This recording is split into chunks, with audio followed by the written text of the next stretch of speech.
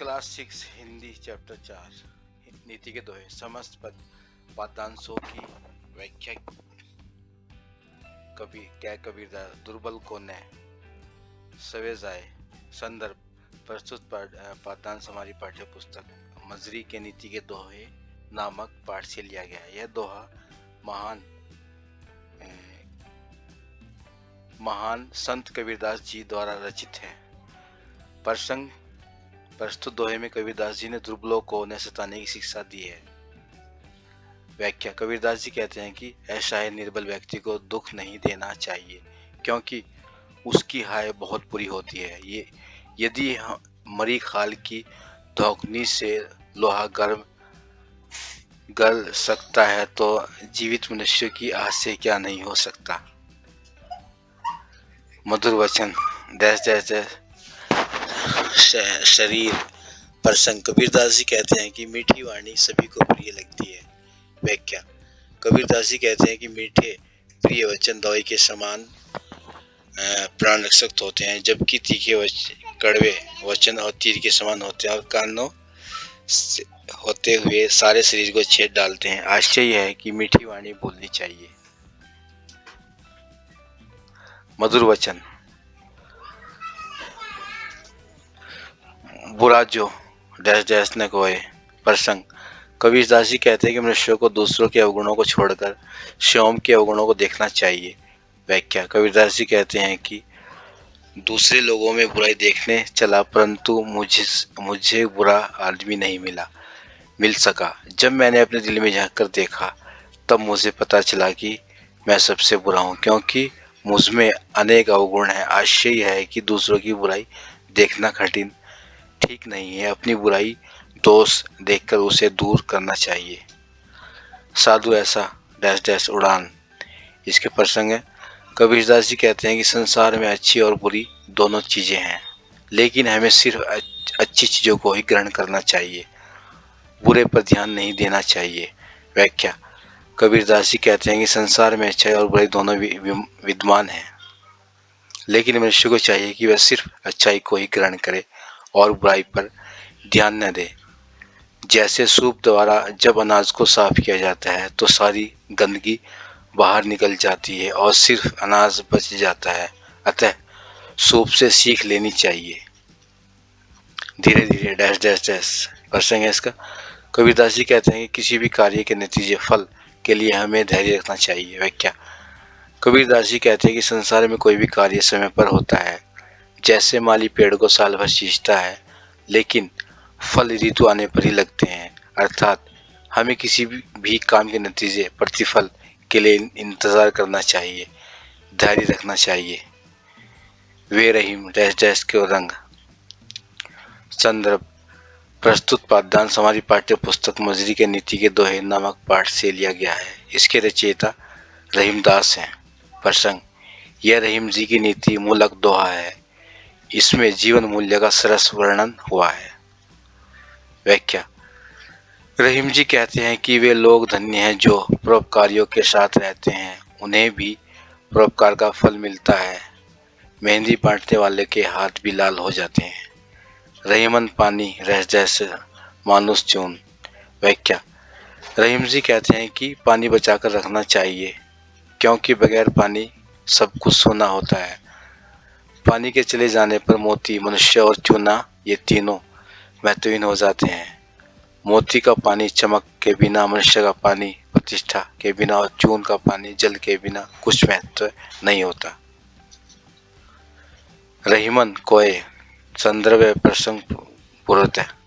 व्याख्या रहीम जी कहते हैं कि मनुष्य के अपने दुखों को अपने मन में ही रखनी चाहिए, किसी और को नहीं बतानी चाहिए, क्योंकि अगर कोई अपने दुखों को किसी और को बताएंगे तो वह हमारा दुख तो कम नहीं करेगा बल्कि हमारी हंसी उड़ाएगा, हंसी अवश्य उड़ाएगा। जो बड़ेन नाही। संदर्भ एवं प्रसंग पूर्वतः। व्याख्या रहीम जी कहते हैं कि अगर कोई योग्य व्यक्ति की बुराई करता है तो वह अपनी हीनता को ही प्रदर्शित करता है, क्योंकि जो वास्तव में अच्छा है वह किसी के कहने भर से बुरा नहीं हो जाएगा। अतः हमें किसी की बुराई नहीं करनी चाहिए। समय 5 प्रसंग। रहीम जी ने इस दोहे के माध्यम से समय के महत्व को बताया है। व्याख्या। रहीम जी कहते हैं कि हमें समय के महत्व को समझना चाहिए। जो मनुष्य समय के महत्व को नहीं समझता वह समय निकल जाने पर पछताता है और दुखी होता है तथा सोचता है कि काश हमने समय के महत्व को पहचाना होता।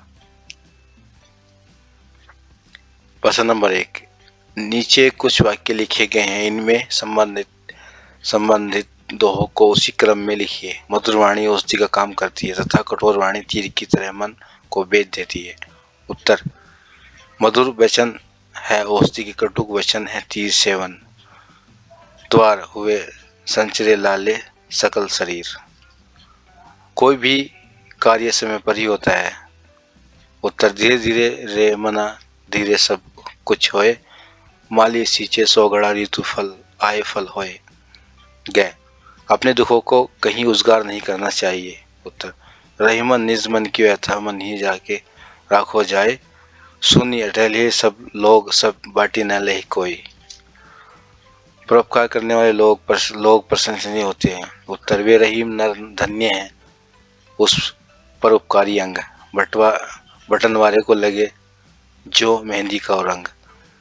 दूसरे लोगों को बुराई देखना ठीक नहीं। उत्तर। बुरा जो देखन चला मैं बुरा न मिलिए कोई, जो दिल खोजा अपनो मुझसे बुरा न कोई। निम्नांकित पंक्तियों के अर्थ स्पष्ट कीजिए। नोट विद्या से सभी पंक्तियों के अर्थों के लिए संबंधित व्याख्या देखें। प्रश्न नंबर 3। माली के द्वारा लगातार पेड़ों को सींचने पर ही फल क्यों नहीं आते? उत्तर। कोई भी काम अपने समय पर ही होता है, घबराने से कुछ नहीं होता। प्रश्न नंबर 4। अपने मन की व्यवस्था को अपने मन में ही रखनी चाहिए। उत्तर। क्योंकि कोई भी हमारी व्यवस्था कम नहीं करता बल्कि हमारी हंसी उड़ाता है। प्रश्न नंबर 1। सवन द्वार है सचरे साले सकल शरीर। पंक्ति में सवर्ण की आवृत्ति कई बार होने से कविता की सुंदरता बढ़ गई है। जहाँ एक वर्ण की आवृत्ति बार बार होती है वहाँ अनुप्रास अलंकार होता है। अनुप्रास अलंकार के कुछ अन्य उदाहरण पुस्तक से ढूंढकर लिखिए। उत्तर। 1। धीरे धीरे मना धीरे धीरे सब कुछ होए। 2। रहीमन पानी रखिए पानी बिन सब सून। प्रश्न नंबर 2। रहीमन पानी रखिए पानी बिन सब सून, पानी गए उबरे मोती मानस चोर। उपयुक्त दोहे में पानी शब्द के 3 अर्थ हैं। मोती के अर्थ में कांति चमक, मनुष्य के अर्थ में प्रतिष्ठा सम्मान, चूने के अर्थ में जल। एक ही शब्द के कई अर्थ होने से यहाँ श्लेष अलंकार है। श्लेष अलंकार का एक और उदाहरण दीजिए। उत्तर में लिखना है आपको। मंगन को देख पट देत बार बार है। यहाँ पर पट शब्द के 2 अर्थ हैं, कपड़ा और द्वार। इसमें श्लेष अलंकार है। श्लेष का अर्थ होता है चिपका होना, अर्थात यहाँ जहाँ एक ही शब्द में कई अर्थ चिपके हों। प्रश्न नंबर 3। पाठ में आए निम्नलिखित तत्व शब्दों के तत्सम रूप लिखिए। रूप लिखकर। तद्भव तत्सम, भस्म का भस्म, औषधि का औषधि, सत्य का सत्य, शरीर का शरीर। तद्भव तत्सम। मानुष का मनुष्य, शब्द का शब्द, कृपा का कृपा, हर्ष का हर्ष।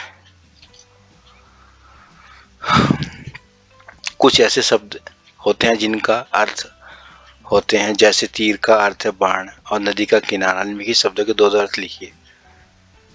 पट का कपड़ा, द्वार दरवाजा, दर का दरवाजा चौखट दरबार, कर का हाथ एक क्रिया करना, जड़ का किसी वनस्पति का वह भाग जो जमीन के अंदर रखे, मूर्ख गोली बंदूक या तमंचे निकली वाली धातु, घातक वस्तु कंचा, सारंग का सिंह हाथी।